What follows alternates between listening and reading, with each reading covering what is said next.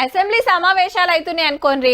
కాంగ్రెస్ వాళ్ళు 3 రంగుల కండువాలు, కారు పార్టోళ్ళు గులాబీ రంగు కండువాలు, బీజేపీ వాళ్ళు కాషాయం రంగు కండువాలు, కామ్రేడ్లు ఎర్ర కండువాలు వేసుకొని పోతుంటారు.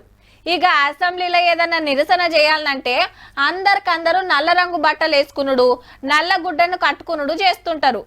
అట్లనే ఓ ఎమ్మెల్యే సాబ్ చూడుండ్రి ఏం చేసిండో గా రాష్ట్రంలా. 2 కాళ్ళ మీద నిలబడి చిరుతపులి పంజా ఇసురుతున్నట్టు ఫోజులిస్తున్నది ఎవలంటే మహారాష్ట్ర శివసేన ఎమ్మెల్యే పేరు శరద్ సోనావానే. ఊర్ల మీద పడి పబ్లిక్ ను ఆగం పట్టిస్తున్నాయి, సర్కారోళ్ళు పట్టించుకుంటలేరని ఇట్లా పులియేషం గట్టి అసెంబ్లీకి వచ్చిండు. आज आपद घोषित होना चाहिए पूरे महाराष्ट्र को. बहुत गंभीर बात है.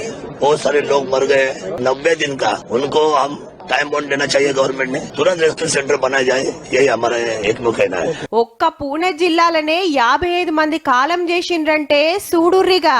అగో నాగపూర్ జిల్లాల ఓ ఊర్లకు సొర్రవడి ఇండ్ల మీద ఎట్లా తిరుగుతుందో 7 మీద దాడి చేసిందట.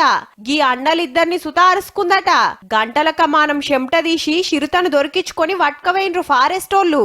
అసలు అడవి దాటి బయటికి రాకుండా చెయ్యాలనేది పబ్లిక్ డిమాండ్.